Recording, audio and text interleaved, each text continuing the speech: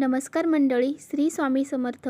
मी नंदिनी माझ्या यूट्यूब चॅनलवर तुमचं खूप मनापासून स्वागत करत आहे. तुमच्या मनातील सर्व चांगली इच्छा स्वामी महाराज पूर्ण करो ही स्वामींच्या चरणी प्रार्थना करते आणि आजच्या या नवीन व्हिडिओला सुरुवात करते. तर पहा, उद्या वार आहे गुरुवार आणि दिनांक आहे 7 मार्च. तर या दिवशी आलेली आहे भागवत एकादशी. एकादशी हे व्रत भगवान श्री हरी विष्णूंना समर्पित आहे. त्यामुळे या दिवशी भगवान श्री हरी विष्णूंची पूजा अर्चा केली जाते. एकादशी तिथी ही महिन्यातून दोनदा येते. एक कृष्ण पक्षामध्ये येते आणि एक शुक्ल पक्षामध्ये येते. तर अशा महिन्यातून 2 एकादशी येत असतात. एकादशीचे व्रत केल्याने, त्याचबरोबर या दिवशी पूजा, सेवा आणि उपाय केल्याने आपल्याला मोक्ष प्राप्त होतो असं म्हटलं जातं. आणि त्याचबरोबर आपल्या ज्या काही अडचणी असतील, संकट असतील, ते दूर होऊन जातात आणि आपल्या घराची, मुलांची खूप सारी प्रगती होते.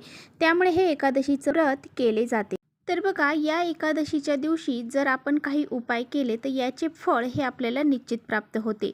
त्यामुळेच बघा, तुमच्याशी मी एक असा उपाय शेअर करणार आहे. तर बघा, एक सुपारी आपल्याला अशा ठिकाणी ठेवायची आहे, अशा ठिकाणी अर्पण करायचे आहे, ज्यामुळे आपल्या 7 पिढ्यांचे जे दारिद्र्य आहे ते नष्ट होऊन जाईल. आपल्या घरामध्ये काही समस्या, अडचणी, संकट, दोष लागलेले असतील ते दूर होऊन जातील आणि आपल्या घराची, मुलांची खूप सारी प्रगती होईल. असा हा अत्यंत प्रभावशाली उपाय आजच्या व्हिडिओमध्ये मी तुमच्याशी शेअर करणार आहे. त्यामुळे व्हिडिओ कुठे स्किप न करता शेवटपर्यंत नक्की बघा, जेणेकरून तुमच्यापर्यंत योग्य ती माहिती पोहोचेल. आपल्या चॅनलवर नवीन असाल तर चॅनलला सबस्क्राईब करा.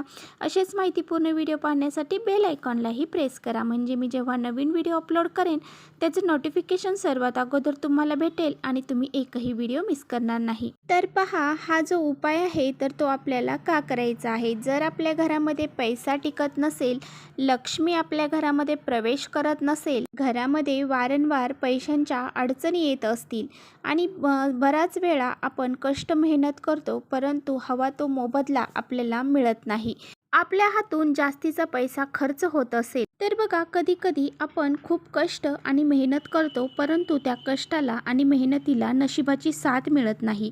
तर ही नशिबाची साथ मिळवण्यासाठी आपल्याला घरामध्ये काही उपाय करायचे असतात. आपले प्रयत्न तर आपल्याला करायचेच असतात. कष्टाला पर्याय नसतो. कष्ट तर करावेच परंतु कष्ट करता करता आपल्याला काही उपाय देखील आपल्या घरामध्ये करायचे असतात. कधी कधी काय होतं, आपली इच्छा नसतानाही ज्या ठिकाणी आपल्याला 500 रुपये खर्च करायचे आहेत तिथे आपण 5000 रुपये खर्च करून येतो. आणि बघा, जर आपल्याकडे अचानक पैसे आले आणि ते पैसे उद्या लगेच काही ना काही कारणास्तव आपल्या घरातून बाहेर निघून गेले, तर अशा काही समस्या आहेत, अशा काही अडचणी जर आपल्या घरामध्ये निर्माण होत असतील तर आपल्याला त्या दूर करण्यासाठी असे काही उपाय घरामध्ये करायचे आहे. म्हणजे जर तुमच्या घरामध्ये वारंवार पैशांच्या अडचणी येत आहेत, आर्थिक समस्या तुम्हाला जाणवत आहे, तर तुम्हाला घरामध्ये हा एक उपाय करायचा आहे. तर बघा, आपल्या हिंदू धर्मामध्ये पूजेच्या वेळी सुपारीला अतिशय महत्त्व दिलं जातं. देवी लक्ष्मी आणि भगवान विष्णूंच्या पूजेमध्ये बघा, आपण सुपारीचा वापर हा करत असतो आणि सुपारीचा वापर करून जर आपण काही उपाय केले तर आपल्या धनामध्ये वाढ होत असते आणि घरामध्ये सुख, शांती, समृद्धी निर्माण होत असते. हा उपाय करण्यासाठी आपल्याला फक्त एक सुपारी लागणार आहे. सुपारी घेताना व्यवस्थित घ्यायची आहे. पूजा केलेली, अगोदर पूजेसाठी वापरलेली अशी सुपारी आपल्याला घ्यायची नाही. आपल्याला नवीनच सुपारी घ्यायची आहे. तर बघा, आपल्याला सर्वप्रथम आपल्या देवघरातील पूजा करून घ्यायची आहे आणि त्यानंतर आपल्याला हा उपाय करायचा आहे. आता बघा, आपल्याला पूजा करताना बाळकृष्णाची, जे काही आपल्या घरामध्ये विष्णू भगवानांची मूर्ती नसेल तर बाळकृष्ण हे विष्णू भगवानांचेच एक रूप आहे, त्यामुळे त्यांची आपल्याला पूजा करायची आहे. त्यांच्यावरती आपल्याला अभिषेक करायचा आहे आणि अगोदर आपल्याला त्यांची पूजा करून पिवळ्या कलरची फुलं त्यांना अर्पण करायची आहेत आणि पिवळ्या कलरचे आपल्याला फळ देखील त्यांना अर्पण करायचं आहे. आणि त्यांना सर्वात प्रिय असणारी तुळस ही आपल्याला त्यांना अर्पण करायची आहे. ही तुळस अर्पण करताना आपल्याला थोडीशी हळद लावून ही तुळस अर्पण करायची आहे.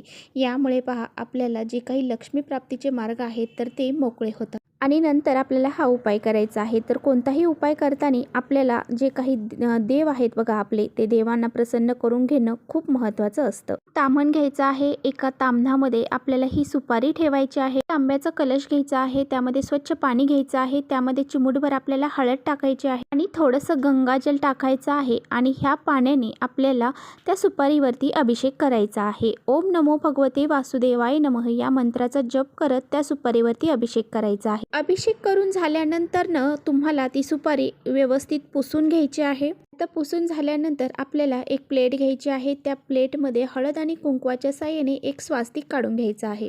ह्या स्वास्तिकवरती हळद कुंकू अक्षता आपल्याला अर्पण करायचे आहे आणि त्यानंतर आपल्याला 1 रुपयाचं नाणं घ्यायचं आहे आणि त्या हळदी कुंकू स्वास्तिकवरती ठेवायचं आहे आणि ह्या 1 रुपयाच्या नाण्यावरती आपल्याला एक तुळशीचं पान ठेवायचं आहे आणि त्यानंतर आपल्याला ही एक सुपारी त्यावरती ठेवायची आहे। तर बघा, तुम्हाला हा उपाय करण्यासाठी तुळशीचं पान हे लागणारच आहे, कारण भगवान श्री हरी विष्णूंना तुळस ही अतिशय प्रिय आहे आणि ह्या उपायामध्ये आपण जर तुळशी पत्र जर वापरलं तर आपल्याला ह्या उपायांचं फळ हे प्राप्त होत असतं। तर बघा, ही सुपारी आपण त्यावरती ठेवल्यानंतर त्या सुपारीला हळदी कुंकू अर्पण करायचं आहे। पिवळी फुलं असतील तर ती पिवळी फुलं आपल्याला अर्पण करायची आहे। यानंतर आपल्याला 108 वेळा ओम नमो भगवते वासुदेवाय नमः या मंत्राचा जप करायचा आहे। हा जप करून झाल्यानंतर भगवान श्री हरी विष्णूंना आपल्याला प्रार्थना करायची आहे, नमस्कार करायचा आहे।